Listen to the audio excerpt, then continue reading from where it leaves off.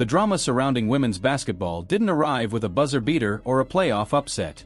It arrived quietly, almost innocently, on Christmas morning. A time meant for stillness, a pause in the noise. And then, at exactly 10 a.m. Eastern, everything shifted. One tweet, 30 seconds of video, one athlete standing alone in the snow with a basketball. And in that moment, the balance of power inside the WNBA cracked. What could a half-minute commercial possibly do that an entire league, decades of history, and countless marketing campaigns could not? That question is at the center of everything that followed. Because when Caitlin Clark appeared in that Nike ad, it wasn't just promotion. It wasn't branding. It was a line drawn in the sand. To understand why this hit so hard, you have to understand the philosophy the WNBA has lived by for years. The league was built on the idea of the collective. The concept often referred to as the 144. Every roster spot equal. Every player part of a shared mission. No single athlete bigger than the league itself. The shield mattered more than the name on the back of the jersey.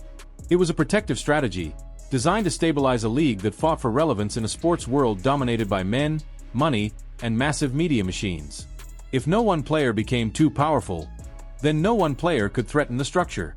If the brand belonged to everyone, then the league survived no matter who came or went. For a long time, that approach made sense. It created unity among players who were underpaid and overlooked. It fostered a culture of shared sacrifice. It kept the league afloat. But philosophies only survive as long as reality allows them to. And reality changed the moment Nike pressed publish. The commercial didn't look like a sports ad. It looked like cinema. Heavy snow, stark lighting, clean frames. The kind of production quality usually reserved for global icons. And then came the supporting cast. Not WNBA legends. Not former champions. But male cultural titans. Travis Scott. It was coming from the center of American pop culture. The setting was simple. A driveway. Snow on the ground. Clark pulling up from absurd distances. Voices asking, almost playfully, "Can you make it from here?" Her response wasn't loud. It didn't need to be.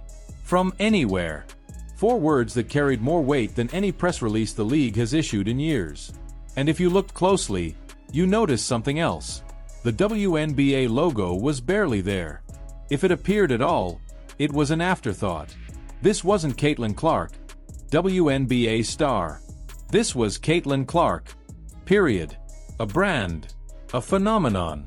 A cultural product that existed independently of the league she plays in. The message was unmistakable. There is no 144 here. There is Caitlin Clark. And then there is everyone else.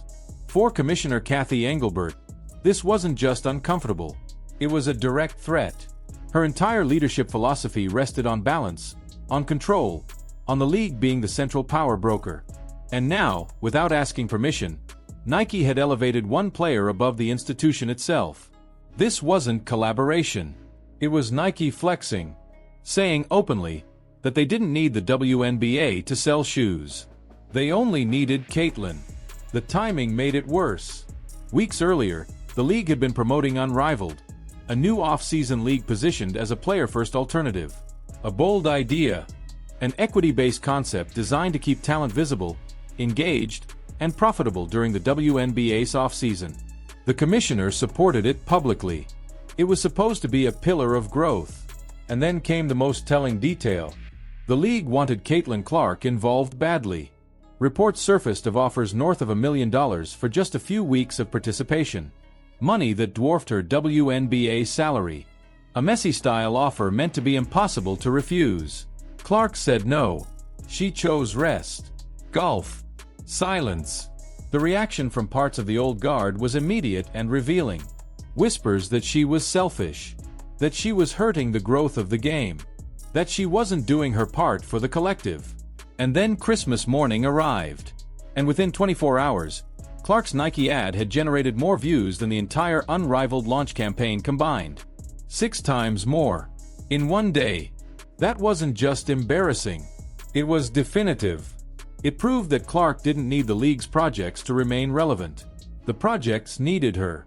And she had reminded everyone of that fact at the exact moment her absence was supposed to matter most.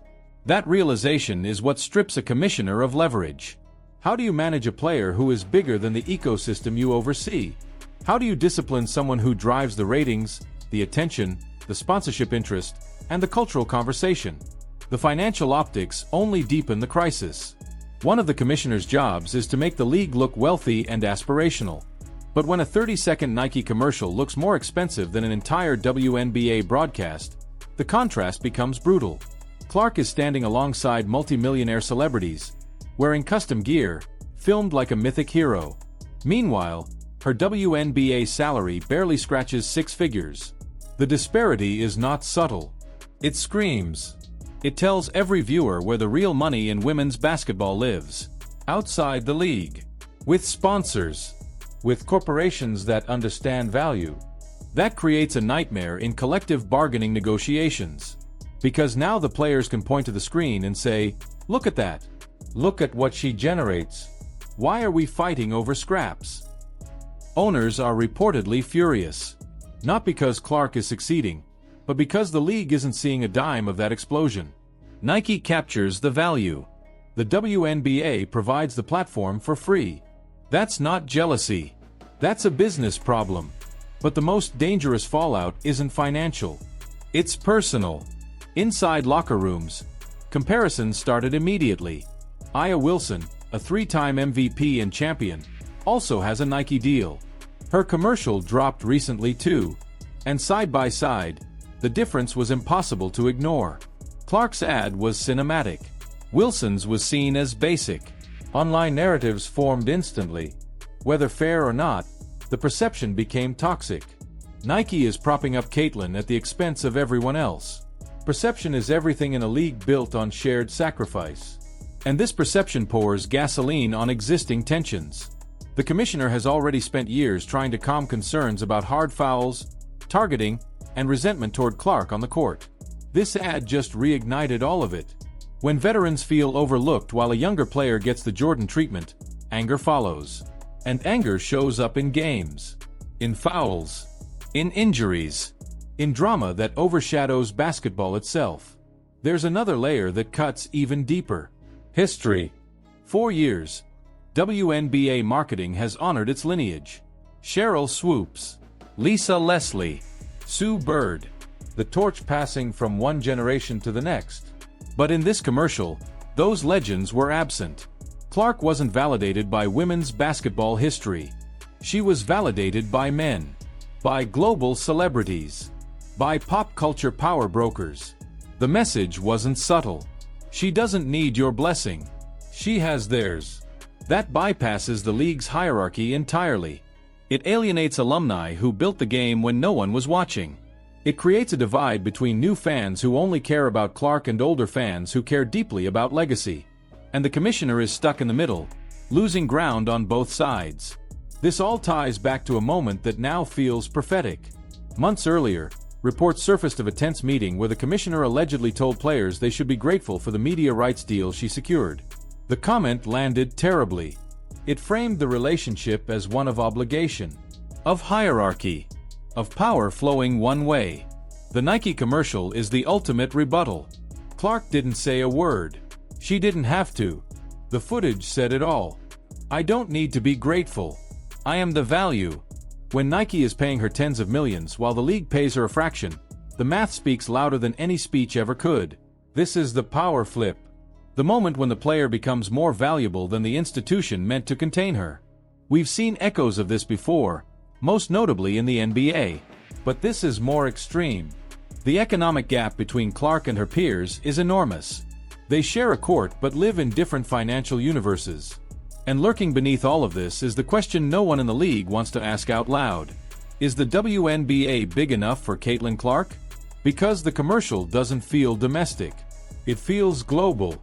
It feels unlimited. It feels like a warning shot. The infrastructure exists. The money exists. The audience exists. If the league cannot eventually compensate her in a way that reflects her value, what stops alternatives from forming? The fear inside the commissioner's office isn't anger. It's realization. The old rules no longer apply. 30 seconds was all it took to redraw the map of power in women's basketball. One commercial. One player. One league forced to confront a truth it can't control. The question now isn't who has the ball. It's who has the future. Can the WNBA adapt to a world where its biggest star is bigger than the league itself?